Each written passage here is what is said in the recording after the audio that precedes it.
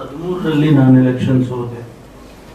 ಬಹುಶಃ ನಾನು ಗೆದ್ದಿದ್ದರೆ ಮಾನ್ಯ ಸಿದ್ದರಾಮಯ್ಯನವರು ಮುಖ್ಯಮಂತ್ರಿ ಆಗ್ತಿರ್ಲಿಲ್ಲ.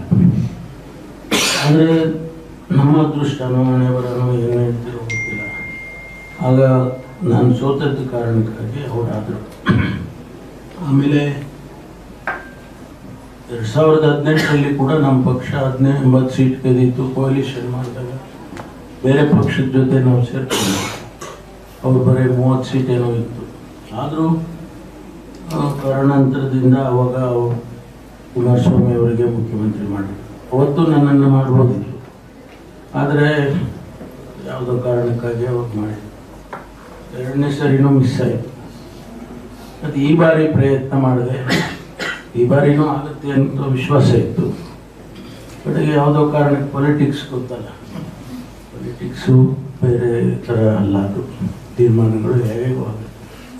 ಸೊ ಹಾಗಾಗಿ ಉಪಮುಖ್ಯಮಂತ್ರಿ ಸ್ಥಾನವನ್ನು ಕೊಟ್ಟಿದ್ದಾರೆ. ಜವಾಬ್ದಾರಿ ಸ್ಥಾನ.